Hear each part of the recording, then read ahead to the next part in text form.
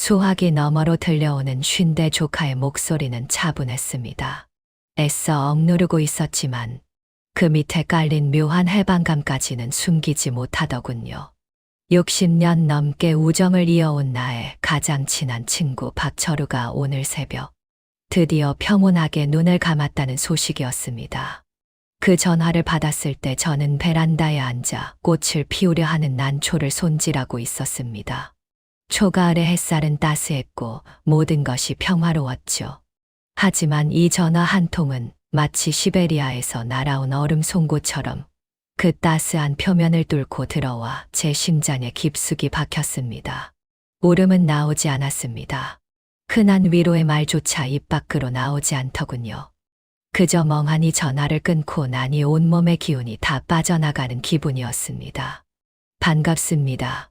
만약 여러분이 혹은 여러분의 부모님이 이미 60세를 넘기셨다면 오늘 제가 드리는 이야기를 꼭 끝까지 들어주시길 간곡히 부탁드립니다.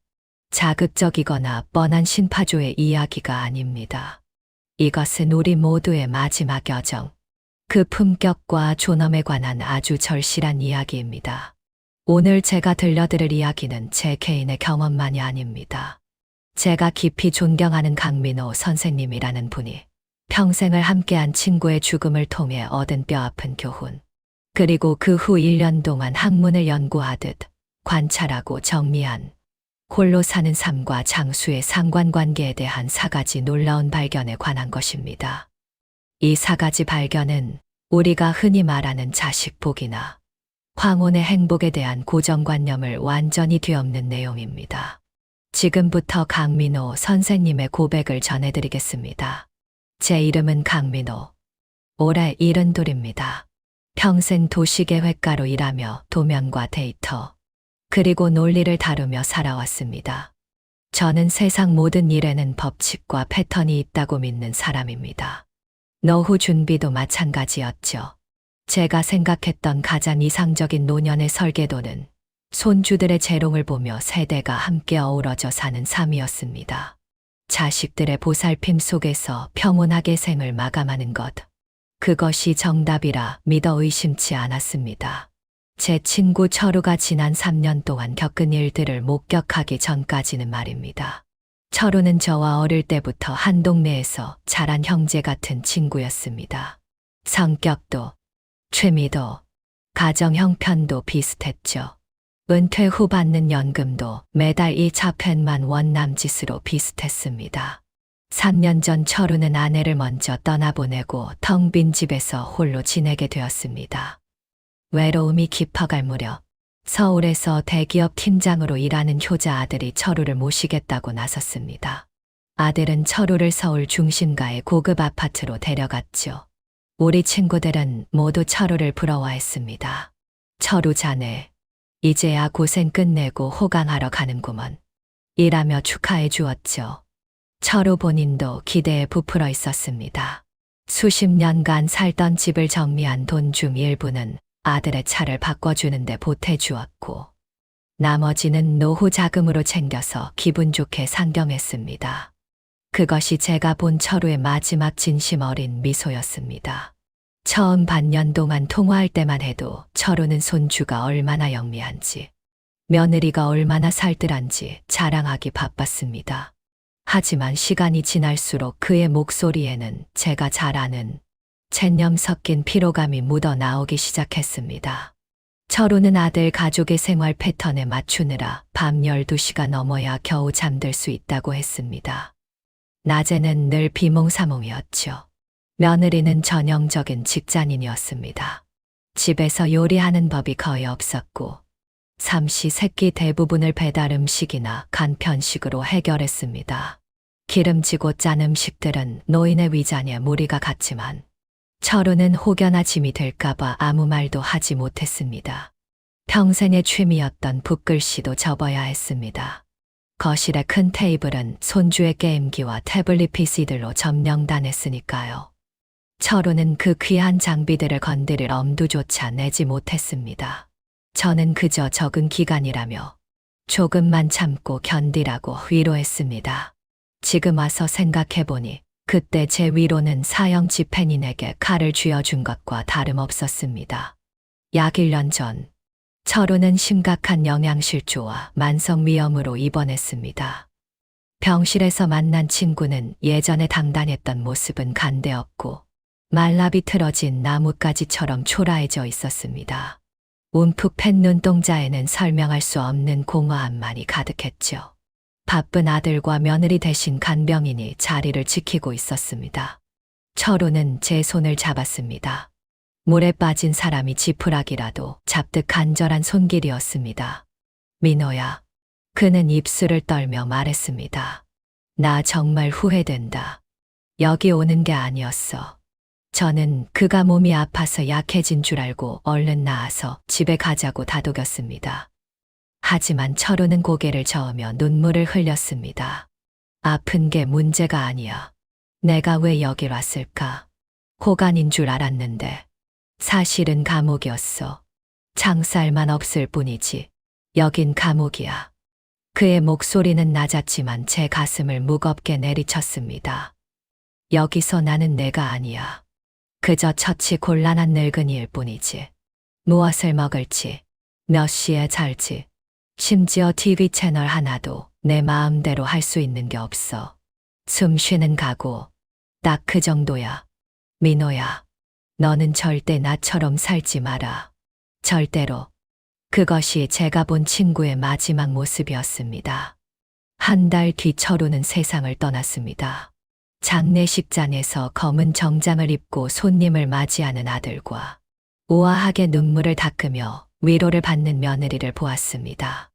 사람들은 모두 그들을 효자, 효부라고 칭송했습니다. 하지만 저는 명정사진 속 활짝 웃고 있는 철우의 모습과 임종 직전 모든 생명력을 빨아먹힌 채 말라버린 그의 모습이 겹쳐 보여 속이 뒤집히는 것 같았습니다. 그날 제가 평생 믿어온 자식 곁에 노년이라는 가치관은 완전히 무너졌습니다. 연금도 있고 효자 아들도 있는 철우의 결말이 이렇다면 우리 같은 평범한 노인들의 끝은 도대체 어디로 향해야 하는 걸까요? 이 질문은 블랙홀처럼 제 마음을 파고들었고 저는 밤잠을 설쳐가며 고민하기 시작했습니다. 원래 저도 1, 2년 뒤면 아들네 집으로 들어가 합가할 계획이었습니다. 하지만 철우의 마지막을 본 뒤 제 마음은 걷잡을 수 없이 흔들렸습니다. 생전 처음 느껴보는 두려움이 엄습했죠. 저는 답을 찾아야만 했습니다. 책이나 전문가들의 뻔한 조언이 아니라 진짜 살아있는 삶의 현장에서 말입니다. 제가 사는 곳은 지어진 지 수십 년 된 대단지 아파트입니다. 수천 세대가 살고 있는데 그중 노인 인구 비중이 아주 높죠.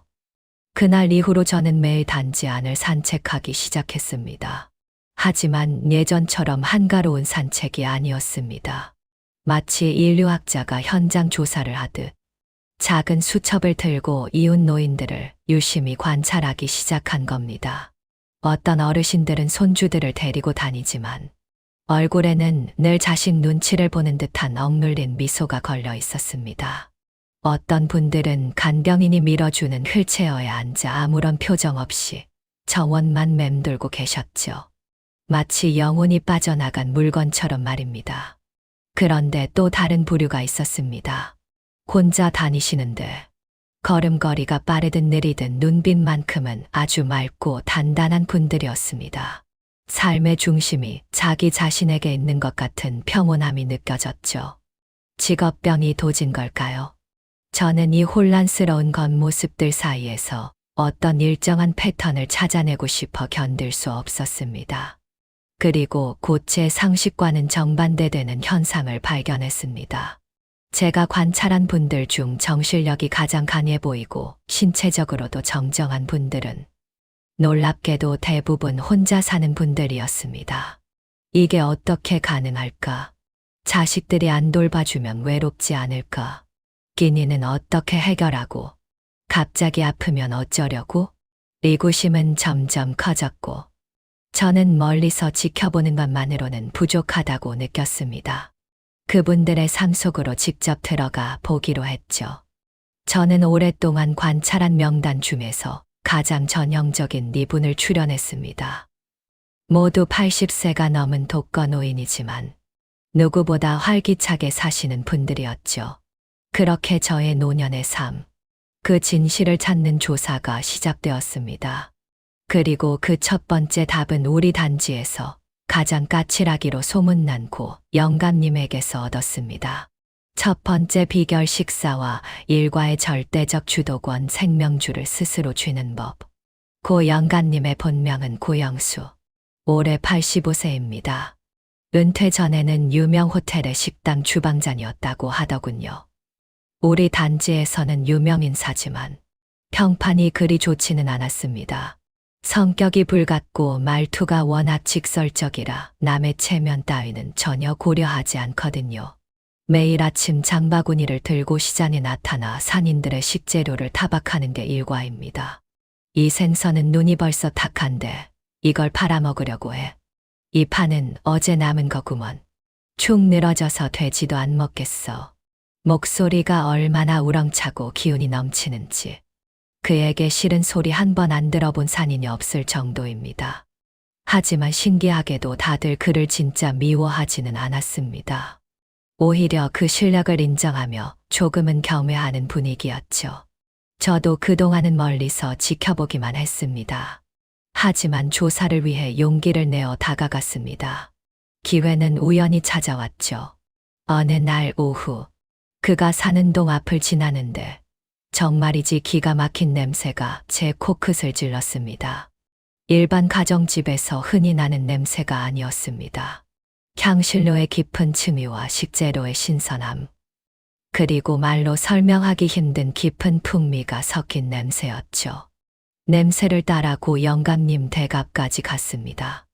문이 살짝 열려 있었고 안에서는 호통치는 목소리가 들려왔습니다. 야, 이 멍청아. 갈비찜에 백설탕을 넣으면 어떡해? 설탕은 그냥 달기만 하지만 흑설탕이나 조청을 써야 색도 곱고 맛이 깊어지는 거야. 아까운 고기 다 버려놨네. 누구와 통화하는지 특유의 호통 소리를 들으며 저는 왠지 모를 용기를 내어 문을 두드렸습니다.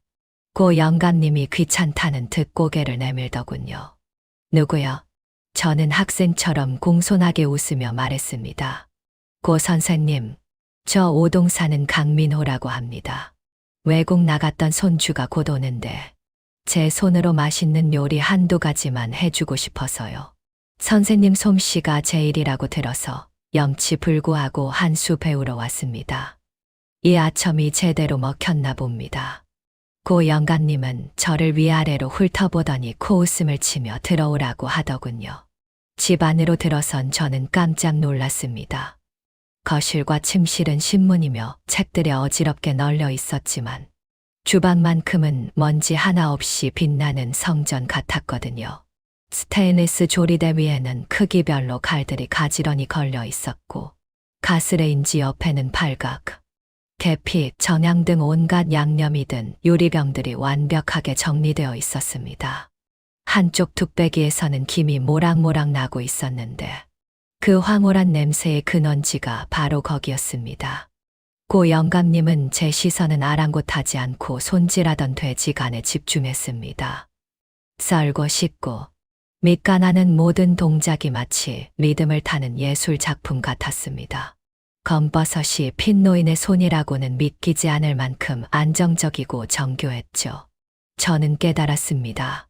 이 주반이 바로 그의 왕국이고 그는 이곳의 절대 군주라는 사실을요. 그 후 몇 주 동안 저는 요리를 배운다는 핑계로 고 영감님의 단골 손님이 되었습니다. 제가 배운 것은 요리법만이 아니었습니다. 무릎을 탁 치게 만드는 삶의 철학이었죠. 고 영감님의 하루는 철저하게 자신의 먹거리를 중심으로 돌아갔습니다. 그는 수첩 하나를 가지고 있었는데 거기에는 본인이 직접 잔 식단이 빼곡히 적혀 있었습니다. 그램, 쥐 단위까지 정확했죠. 어느 계절에는 무엇을 먹어야 폐가 맑아지는지, 어느 시간에는 어떤 음식이 간을 보하는지, 오늘 단백질 섭취는 충분한지 등등. 그는 그 어떤 영양사보다 자신의 몸을 완벽하게 파악하고 있었습니다. 한 번은 그가 국 한 그릇을 끓이려고 반나절 내내 시장을 돌아다니며 재료를 고르고 집에 돌아와 약한 불로 4시간 동안 정성을 들이는 것을 보았습니다. 제가 보기엔 좀 과하다 싶어 농담조로 한마디 건넸죠.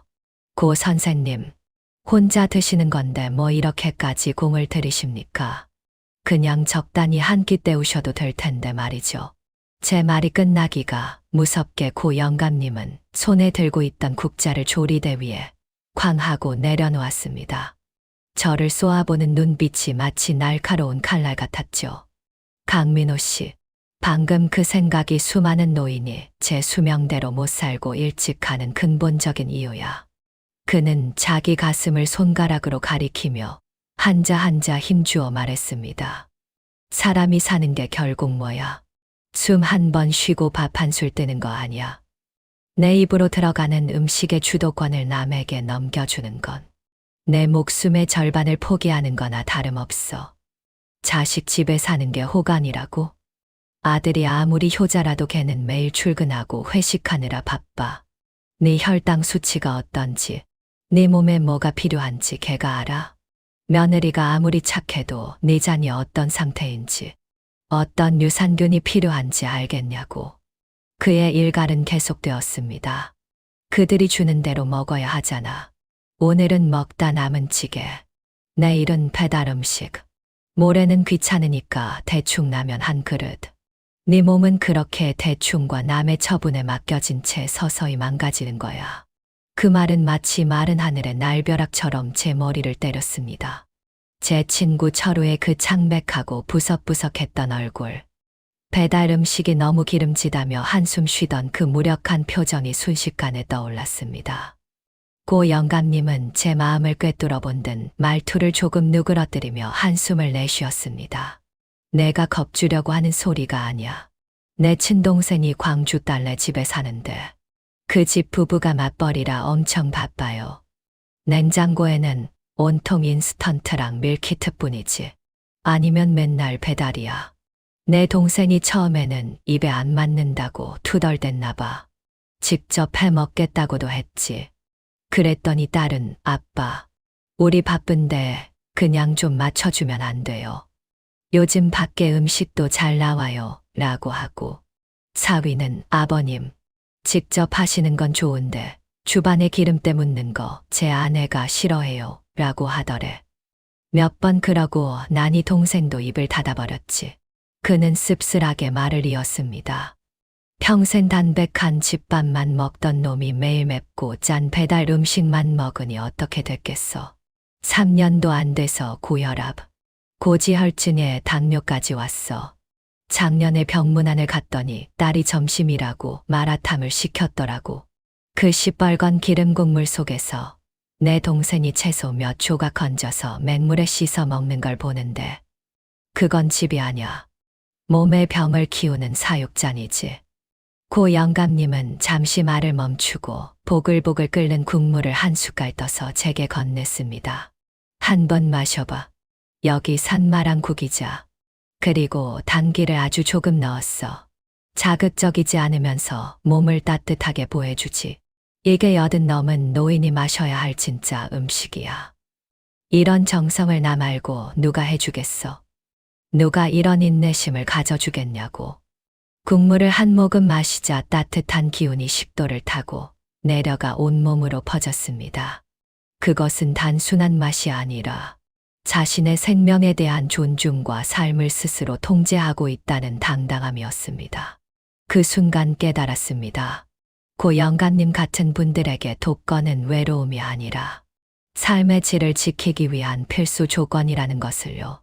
고 영감님 댁에서 나오자마자 저는 마트로 달려갔습니다. 싱싱한 생선과 채소를 샀죠. 그가 가르쳐준 대로 생선을 찌고 채소를 볶아 소박한 한상을 차렸습니다. 맑고 담백한 음식이 위장으로 들어갈 때 온몸의 세포가 살아나는 기분이 들었습니다. 나 자신을 위해 정성껏 음식을 준비하는 과정 자체가 최고의 자기 관리이자 위로라는 걸 처음 느꼈습니다. 저는 창밖을 바라보며 제 수첩의 첫 번째 비결을 정준히 기록했습니다. 원인 1. 장수의 초석은 식사와 일과에 대한 100% 절대적 주도권을 갖는 것이다.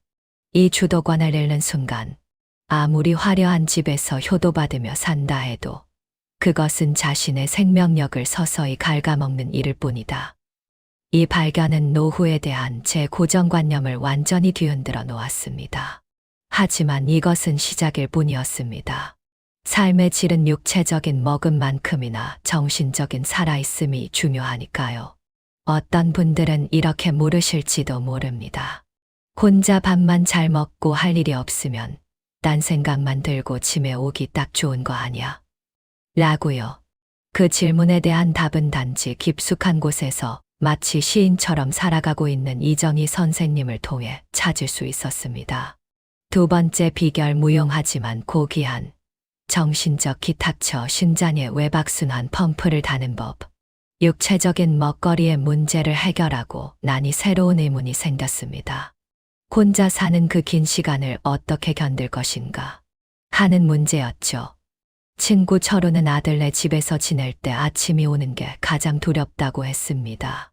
온종일 방 안에 앉아 멍하니 있거나 소란스러운 TV 프로그램만 보는 게 전부였으니까요. 세상에서 잊힌 요령이 된 것 같은 그 공허함은 부실한 식사보다 더 빨리 생명력을 앗아갑니다. 그 갈증을 해결해 줄 분이 바로 이정희 선생님이었습니다. 올해 82인 이 선생님은 근처 초등학교에서 평생 음악을 가르치다 퇴직하신 분입니다. 남편분과는 일찍 사별하셨고 하나뿐인 딸은 부산으로 멀리 시집을 갔죠. 선생님은 단지 옆 낡은 아파트에서 홀로 조용히 지내고 계셨습니다. 가끔 주민센터에서 뵈면 늘 구석에 앉아 계셨는데 다른 노인들처럼 떼지어 수다를 떨지도 않았습니다. 하지만 등 근육이 꼿꼿하게 펴진 자태와 얼굴에 감도는 고요한 미소는 보는 사람으로 하여금 절로 고개를 숙이게 만드는 우아함이 있었습니다. 진정으로 그녀에 대한 호기심이 생긴 건 어느 날 오후였습니다. 시끌벅적한 노인 복지관 앞을 지나가는데 안에서는 장구 소리와 트로트 노랫소리가 요란하게 울려 퍼지고 있었죠. 그런데 그 소음 사이로 아주 낮고 그윽한 마치 가슴을 후비는 듯한 현악기 소리가 은은하게 들려왔습니다. 유행가도 아니고 흔한 복고풍 노래도 아니었습니다. 산골짜기에서 흐르는 물소리 같기도 하고 달빛 아래서 내뱉는 긴 한숨 같기도 한 아주 깊고 오래된 음악이었죠. 저는 마치 무엇에 홀린 듯 그 소리를 따라갔습니다. 복지관 가장 안쪽의 작은 방문을 열었을 때 그곳에서 가야금을 타고 있는 이 선생님을 보았습니다. 그녀는 고운 천연 염색 면마 소재의 생활한복을 입고 머리를 뒤로 단정하게 묶고 있었습니다. 화장기는 거의 없었지만 세월이 정성스럽게 다듬어 놓은 듯한 맑은 피부가 빛이 났죠. 눈을 지그시 감고 손가락으로 가야금 줄을 튕기는 그녀는 자기만의 세계에 완전히 몰입해 있었습니다. 제가 들어온 것조차 모르는 듯 했죠. 그 순간 그녀는 여든이 넘은 노인이 아니라 속세를 떠난 신선처럼 보였습니다. 그 후 저는 기회를 엿보다가 단지 내 전통악기 소모임을 만들어 보고 싶다는 핑계를 대고 정식으로 그녀의 집을 방문했습니다. 그녀의 집은 또 한 번 제 상식을 깨뜨렸습니다. 고 영감님의 집이 주방 빼고는 다 속세였다면 이 선생님의 집은 작고 정교한 예술 살롱 그 자체였습니다. 거실에는 TV가 없었습니다. 대신 벽면을 가득 채운 거대한 책장에는 문학, 역사, 예술 서적들이 빼곡했죠. 벽에는 그녀가 직접 그린 듯한 난초와 대나무 수묵화가 몇 점 걸려 있었는데 필치가 아주 청아했습니다. 베란다에는 온갖 좌초들이 생명력을 뿜어내고 있었고 거실 한가운데에는 그 가야금이 놓여 있었습니다. 집 전체가 고요하면서도 풍요로웠고 마치 보이지 않는 결계가 쳐진 듯 닭가스산의 소음과 번잡함이 차단된 느낌이었습니다. 저는 조금 멋쩍게 방문 목적을 설명했습니다. 이 선생님은 미소를 지으며 제 이야기를 다 듣더니 직접 우린 꽃차 한 잔을 내어주며 조용히 말했습니다. 강 선생님, 제 아는 고맙지만 저는 그냥 이렇게 혼자 지내는 게 익숙해요. 누굴 가르칠 재주도 없고 사람 많은 곳은 이제 좀 버겁네요. 그저 혼자 가야금 타고 그림 그리며 즐기는 걸로 충분합니다. 정중하지만 단호한 거절이었습니다. 저는 그녀의 말을 이어받아 조심스럽게 물었습니다. 이 선생님, 혼자 사시면서 매일 이렇게 꽃과 책, 야금만 대하고 지내면 적적하지 않으세요? 이 선생님은 저를 가만히 쳐다보았습니다. 그 눈빛이 어찌나 맑고 깊은지 제 안의 의구심과 불안이 다 들켜버린 기분이었죠. 그녀가 살짝 웃으며 던진 한마디는 지금까지 제 기억에 생생하게 남아 있습니다. 강 선생님, 사람이 늙어서 가장 무서운 건 곁에 사람이 없는 게 아니에요. 진짜 무서운 건 내면의 불꽃이 꺼져버리는 거죠. 그저 밥 먹고 숨 쉬며 죽을 날만 기다리는 잿더미처럼 변하는 거요. 외롭냐고요? 아니요, 외롭지 않아요. 제 마음은 매일 갈 곳이 있고 사랑할 대상이 있거든요. 그녀는 벽에 걸린 그림과 책장, 그리고 가야금을 가리키며 말을 이었습니다. 이런 것들이 남들 눈에는 돈도 안 되고 밥 먹여주는 것도 아닌 쓸모없는 것들로 보일 거예요. 하지만 저에게는 가장 고귀하고 중요한 것들입니다. 이것들은 제 80 넘은 심장에 달아놓은 체외 순환 펌프 같은 거예요. 체외 순환 펌프라니. 비유가 너무나 신선하고도 정확해서 저는 한동안 멍하니 그 말의 의미를 곱씹었습니다. 이 선생님은 제 반응에 마음이 움직였는지 자신의 과거 이야기를 들려주기 시작했습니다. 그녀의 남편은 성공한 건축가였고 두 분의 금슬은 아주 좋았다고 합니다. 하지만 50대 초반의 남편이 갑작스러운 사고로 세상을 떠나면서 그녀는 큰 상실감에 빠졌죠. 당시 부산에 살던 하나뿐인 딸이 효도하겠다며 그녀를 서울로 데려갔습니다. 남은 생을 편하게 모시겠다는 마음이었죠. 처음엔 저도 그게 최선인 줄 알았어요. 이 선생님의 시선이 창밖으로 향하며 괴산에 잠겼습니다. 하지만 곧 제가 틀렸다는 걸 깨달았죠. 딸네 집 아파트에서 5 식구가 함께 살았는데 아침에 눈을 뜨면 손주의 울음소리, 사위가 보는 뉴스 소리, 딸의 업무 전화 소리가 끊이지 않았어요. 사람들로 북적이고 활기가 넘쳤지만 저는 그 어느 때보다 더 외로웠습니다. 그녀는 씁쓸하게 웃었습니다. 제 슬픔, 사별한 남편에 대한 그리움을 내려놓을 단 한 뼘의 공간도 없었거든요. 제가 조금이라도 슬픈 기색을 보이면 딸은 엄마, 죽은 사람은 잊고 앞만 보고 살아야지. 우리 걱정시키지 마라고 했고 좀 혼자 있고 싶으면 손주가 달려와 제 다리를 붙잡고 할머니 놀아줘라고 보챘죠.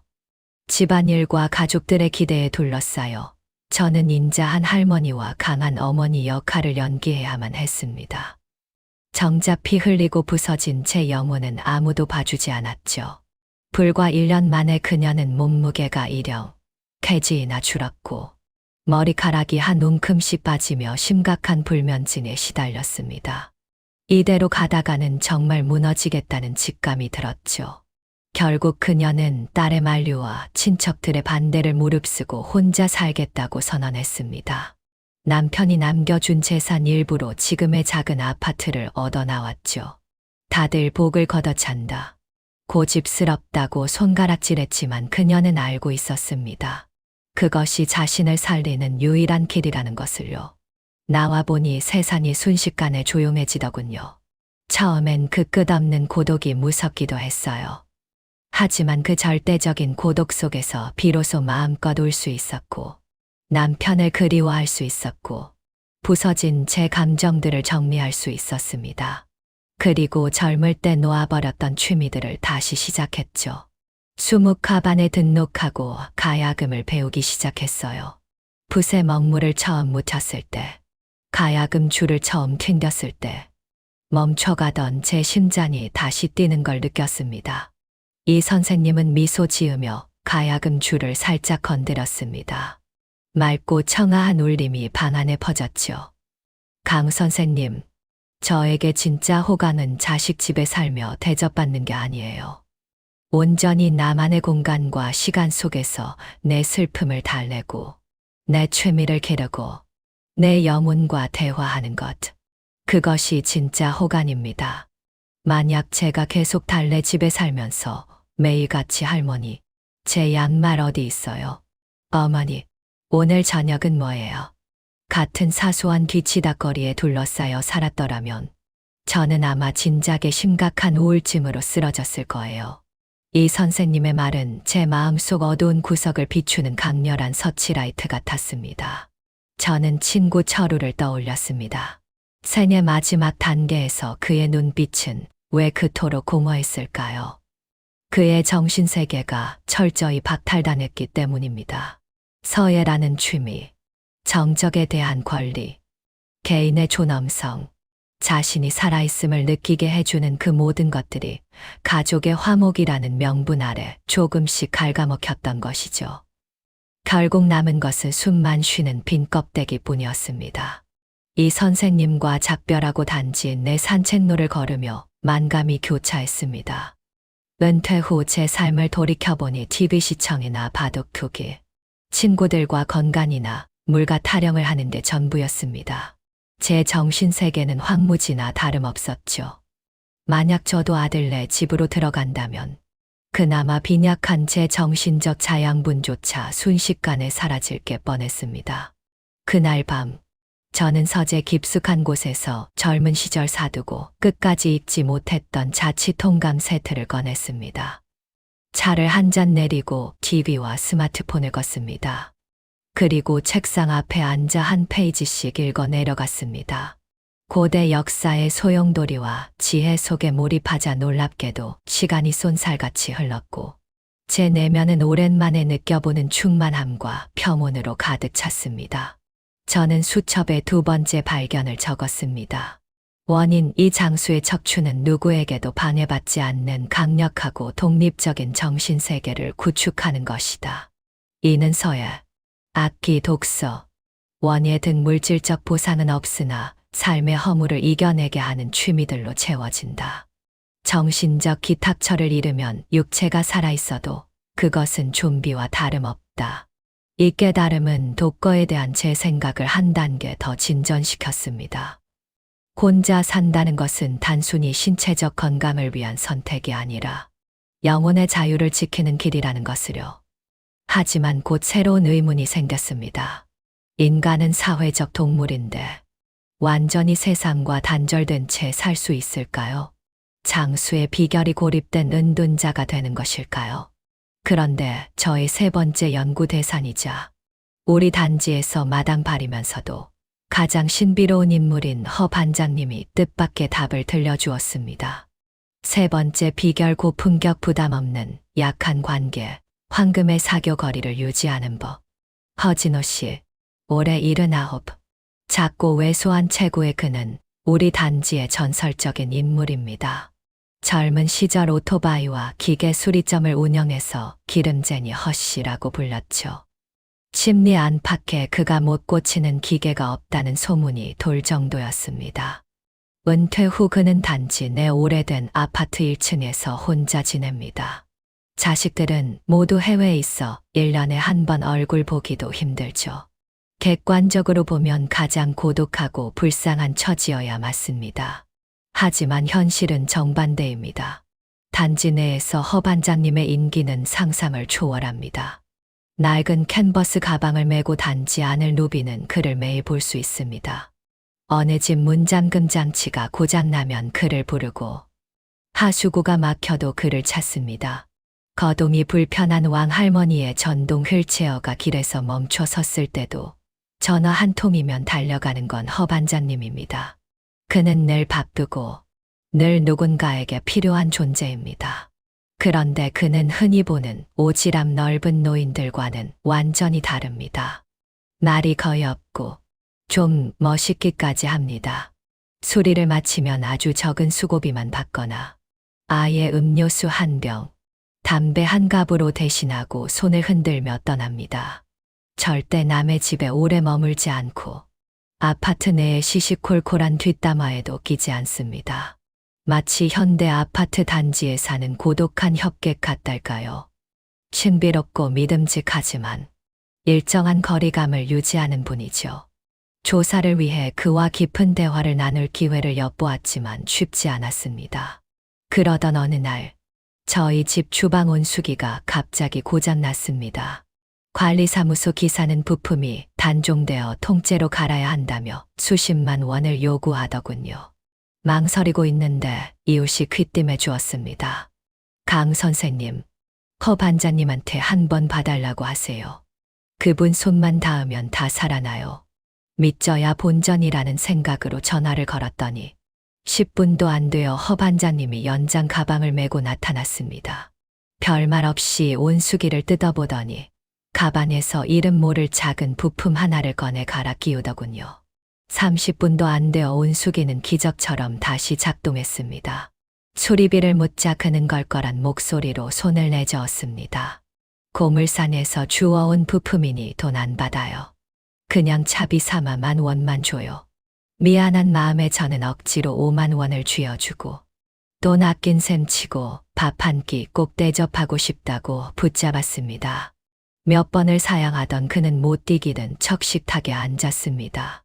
덕분에 저는 그의 독특한 사교 철학을 엿볼 수 있었습니다. 허 반장님, 정말 대단하십니다. 혼자 사시면서도 누구보다 바쁘시고 인기도 많으시니 비결이 뭡니까? 허 반장님은 반찬을 천천히 씹어 삼킨 뒤 저를 빤히 쳐다보았습니다. 눈빛이 아주 예리하더군요. 강 선생님, 사람과 사람 사이에 가장 피곤한 관계가 뭔지 아쇼? 제가 고개를 젓자 그는 젓가락을 내려놓으며 말했습니다. 그건 바로 강한 관계요. 강한 관계라니 처음 듣는 말이었습니다. 가족, 부부, 부모, 자식처럼 끊으려야 끊을 수 없는 끈적끈적한 관계를 말하는 거요. 이런 관계는 책임, 의무, 기대, 그리고 갚아도 끝이 없는 마음의 빚으로 가득 차 있지. 자식 집에 살면 당신은 그냥 아버지가 아니야. 손주의 할아버지, 며느리의 시아버지지. 아프면 자식이 돌봐야 하니 그들에겐 책임이고, 당신이 건강해서 집안일을 돕는 건 당연한 의무가 돼버려. 잘하면 본전이고 못하면 원망만 듣는 관계. 이런 건 매일 내 마음의 에너지를 갉아먹어서 사람을 말려 죽이는 법이오. 그의 말을 듣는 순간 가슴이 철렁했습니다. 바로 제 친구 철우의 모습이었으니까요. 허 반장님은 차를 한 모금 마시고 말을 이었습니다. 나란 이 동네 사람들의 관계는 약한 관계요.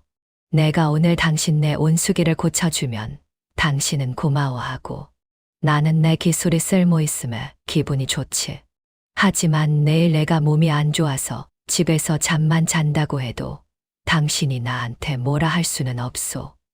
도와주는 건 내 호의지. 의무가 아니니까. 이런 관계에서는 존중과 보람만 얻고 피곤한 뒷감당은 없소. 복잡한 감정 싸움도 눈치 볼 일도 없으니 정신적인 스트레스가 제로 0인 셈이지. 그는 저를 빤히 쳐다보며 한자 한자 강조했습니다. 친구는 많을수록 좋은 게 아니오. 가깝다고 다 좋은 것도 아니고 우리 같은 노인들에게 가장 건강한 사교는 풍부하고 다양한 약한 관계를 맺는 거요. 그러면서 내 기운을 쏟아 놓는 강한 관계와는 황금 같은 거리를 유지해야지. 이 말은 제게 큰 충격이었습니다. 저는 늙으면 자식이라는 강한 관계에 의지하는 것만이 정답인 줄 알았는데 허 반장님에게 그것은 가장 경계해야 할 대상이었던 겁니다. 그는 예전 직장 동료의 이야기를 하나 더 들려주었습니다. 내 동료 중에 손기술 좋던 친구가 있었는데 은퇴하고 서울 강남에서 변호사 하는 아들 집으로 호강하러 갔지. 그런데 가서 맡은 임무가 뭐였는지 아쇼? 아침 6시에 일어나서 비싼 사립 초등학교 다니는 손주를 등교시키고 오후 3시에 다시 데려오는 거였어. 비가 오나 눈이 오나 아프지도 못하고 그 짓을 했지. 한 번은 비가 억수같이 쏟아지는 날인데 손주 녀석이 미술 숙제를 학교에 두고 왔다는 거요. 며느리 전화를 받고 이 친구가 우비를 입고 오토바이를 몰아 학교까지 갔다가 빗길에 미끄러져서 다리가 다 깨지고 피가 철철 났지. 허 반장님은 잠시 말을 멈췄고 그의 눈에 안타까움이 스쳤습니다. 그런데 병원에 달려온 아들 내외가 뭐라고 했는지 아쇼? 다친 아버지를 보고 놀라기도 전에 그 손주 녀석이 비닐봉지에 꽁꽁 싸맨 스케치북을 들어 보이며 할아버지가 이거 하나도 안 적게 잘 지켜줬어. 라고 자랑을 하더란 말이오. 그랬더니 아들 내외는 아이고 우리 강아지 기특한 애라며 애를 칭찬하기 바빴지. 그러고 나서야 아버님, 다리는 괜찮으세요? 라고 묻더라는 거야. 허 반장님은 씁쓸하게 덧붙였습니다. 그날 이후로 그 친구 마음이 완전히 돌아섰지. 나한테 전화해서 울면서 그러더군. 자기는 아버지가 아니라 효도라는 이름으로 포장된 24시간 묵은 머슴 같다고. 혼자 자유롭게 사는 내가 제일 부럽다고 말이오.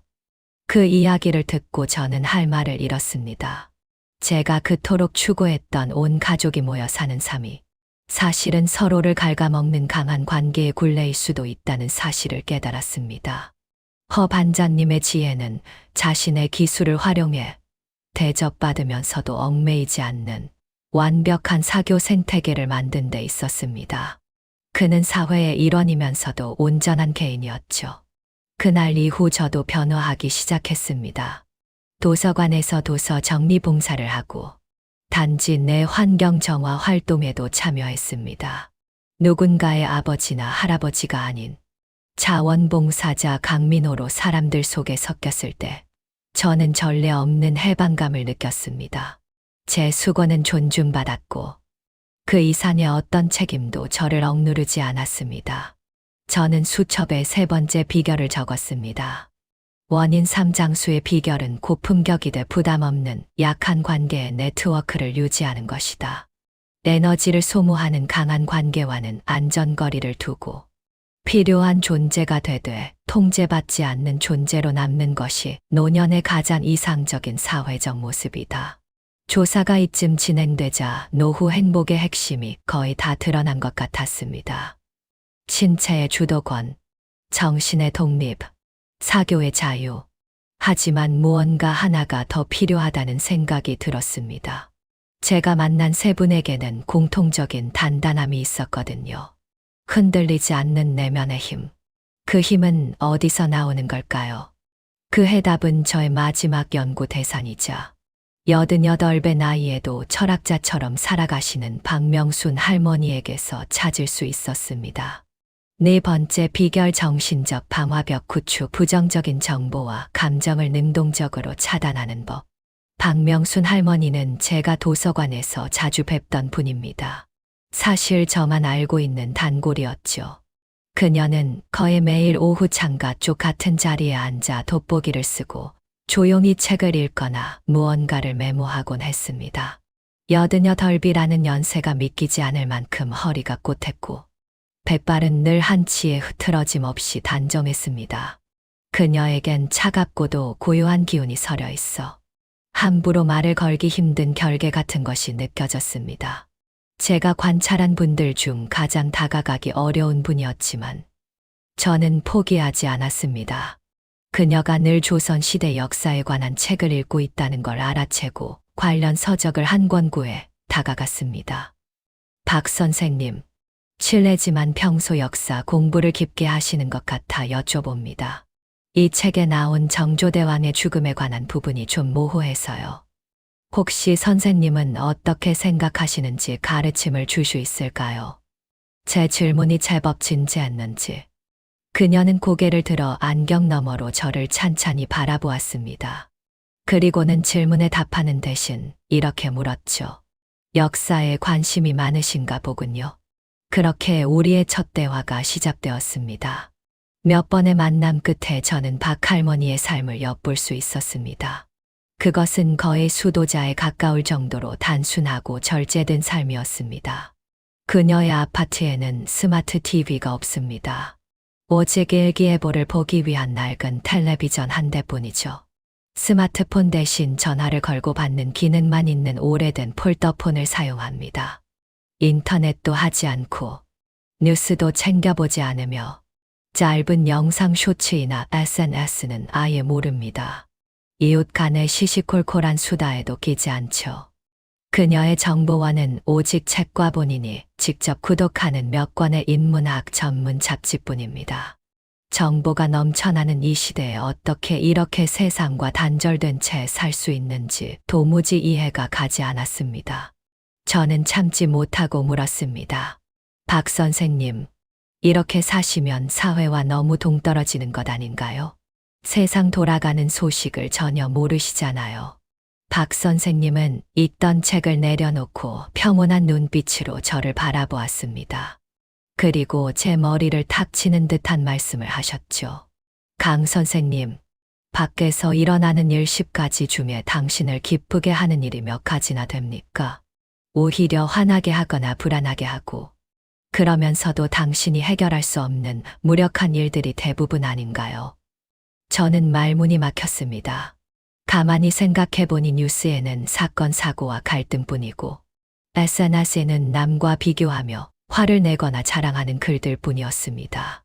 지인들이 모인 단톡방에도 근거 없는 건강 루머나 자식들의 직장, 결혼 불평이 가득했죠. 정말로 마음을 즐겁게 해주는 정보는 거의 없었습니다. 박 선생님은 제 마음을 읽은 듯 말을 이었습니다. 내 나이가 되면 심장이 한 번 뛰고 감정이 한 번 일렁이는 것조차 남은 생명력을 갉아먹는 일이에요. 내가 왜 수말리 밖의 전쟁 소식이나 나랑 상관도 없는 연예인 가십, 내 주머니를 털어가려는 상술의 귀한 에너지를 낭비해야 합니까? 내 세계는 아주 작아요. 내 앞에 책 한 권, 그리고 창밖에 햇살 한 줌이 들어올 정도면 충분하죠. 하지만 작기 때문에 아주 고요하고 안전합니다. 그녀는 잠시 말을 멈추더니 나직한 목소리로 덧붙였습니다. 나보다 3살 어린 여동생이 있어요. 그 애는 세상 소식에 뒤처질까봐 전전긍긍하며 살았죠. 아들네 집에 살면서 온종일 태블릿 PC를 끼고 살았어요. 이웃집 부부 싸움부터 유튜브에 떠도는 가짜뉴스, 단톡방에 올라오는 남의 집 자식 자랑까지. 동생의 기분은 온통 그런 정보들에 휘둘렸습니다. 가짜뉴스에 분노해서 밥을 굶기도 하고 먼 친척의 자랑질에 밤새 잠을 못 자기도 했죠. 늘 불안해하고 화가 나 있었으니 혈압이 정상일 리가 없었죠. 그녀의 눈에 슬픔이 비쳤습니다. 지난해에 며느리가 비싼 코트 하나 샀다고 가족 단톡방에서 대판 싸웠나 봐요. 그러고는 그 자리에서 쓰러졌어요. 급성 뇌출혈이었죠. 지금은 반신불수가 되어 침대에 누워 있습니다. 태블릿 PC는커녕 말도 제대로 못해요. 그렇게 무서워하던 단절이 결국 최악의 형태로 찾아온 겁니다. 박 선생님은 제 손을 가만히 잡으며 마무리했습니다. 동생을 보며 생각했어요. 내 동생을 쓰러뜨린 게 정말 며느리와의 말다툼뿐이었을까? 아니에요. 동생은 본인이 바꿀 수도 없는 수많은 감정의 쓰레기들을 억지로 움켜쥐고 있다가 그 쓰레기에 숨이 막혀 죽은 겁니다. 감정의 쓰레기라는 단어는 번개처럼 제 뇌리를 스쳤습니다. 저는 순식간에 깨달았습니다. 고 영감님의 장악력, 이 선생님의 몰입, 허 반장님의 거리감, 이 모든 것들이 박 선생님이 말한 정신적 방화벽이라는 토대 위에 세워져 있었다는 사실을요. 우리 노인들은 신체 기능이 쇠퇴하고 있습니다. 부정적인 감정을 이겨내고 마음의 상처를 회복하는 능력도 젊은이들보다 훨씬 떨어집니다. 불필요한 분노나 불안은 한정된 생명 에너지를 엄청나게 갉아먹는 일입니다. 그런데 자식과 함께 산다는 것은 바로 그 감정의 쓰레기가 쏟아지는 원천 속에 자신을 무방비로 노출하는 것과 같습니다. 자식의 직장 스트레스, 부부 갈등, 손주 교육 문제, 집안의 경제 상황, 이 모든 것들이 정보와 감정의 형태로 우리에게 전달됩니다. 우리는 해결할 힘도 없으면서 그 부정적인 에너지를 고스란히 받아내며 하루하루 좀 먹어가는 것이죠. 이것이 바로 제 친구 철우의 비극이었습니다. 반면 독거는 이 정신적 방화벽을 세우기에 가장 완벽한 물리적 환경을 제공합니다. 혼자 살면 보고 싶지 않은 TV를 꺼버릴 수 있고 시끄러운 단톡방에서 나올 수 있습니다. 내가 받아들일 정보를 스스로 선택하고 내 세계에 어떤 감정을 들릴지 직접 결정할 수 있습니다. 박 선생님과 헤어지고 나니 제 안의 모든 의구심과 두려움이 씻은 듯이 사라졌습니다. 드디어 찾았습니다.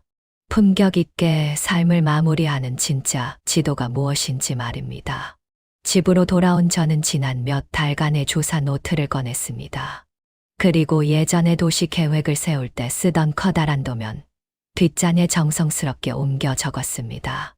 고 영감님, 이 선생님, 허 반장님, 박 선생님, 네 분의 얼굴과 네 가지 인생, 그리고 지혜가 담긴 잠언들이 제 펜 끝에서 새로운 고품격 노후 생활 계획표로 탄생했습니다.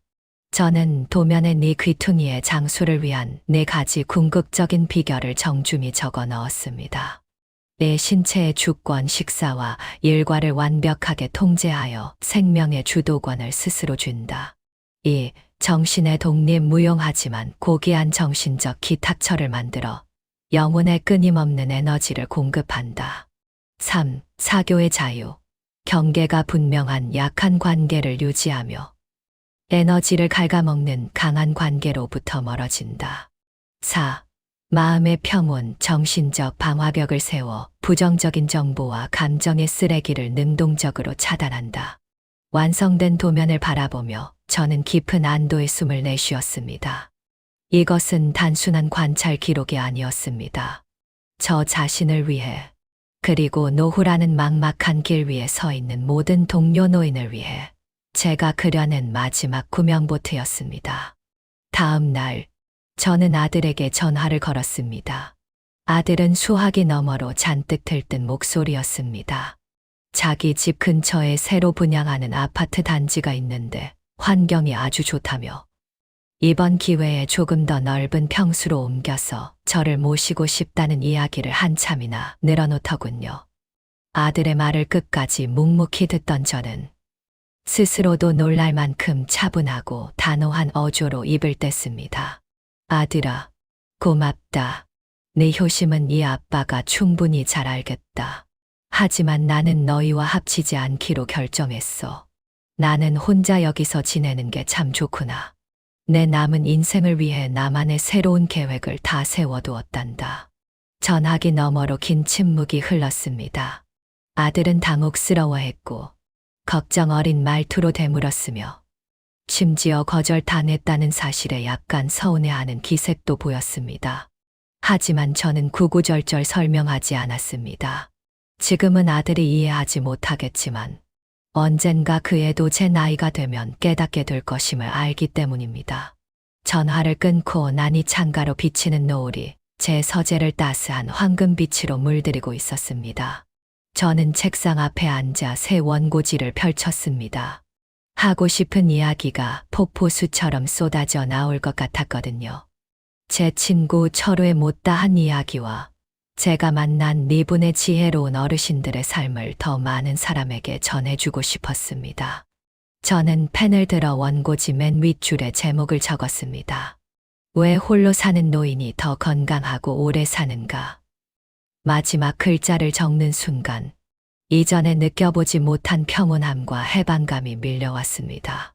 저 역시 이제야 비로소 삶의 진실을 마주한 진짜 어른이 된 기분이었습니다. 여러분, 강민호 선생님의 이야기를 끝까지 들어보신 소감이 어떠신가요? 제 마음도 처음 이 이야기를 접했을 때처럼 커다란 울림이 느껴집니다. 우리는 평생 자식 잘 키우는 게 노후 대책이라고 배우며 자랐습니다. 가족은 영원한 안식처라고 믿어왔죠. 하지만 현실은 때때로 그 믿음의 잔인한 이면을 보여주곤 합니다. 오늘 이 이야기는 무조건 가족을 떠나 혼자 살라고 부추기려는 것이 아닙니다. 자식과의 관계를 끊으라는 말은 더더욱 아니죠.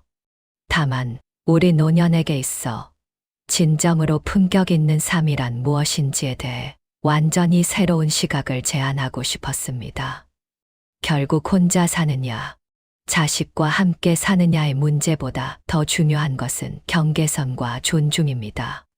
지혜로운 가족은 함께 살면서도 어른의 독립적인 심리, 공간과 생활 주권이 침해받지 않도록 배려할 줄 압니다.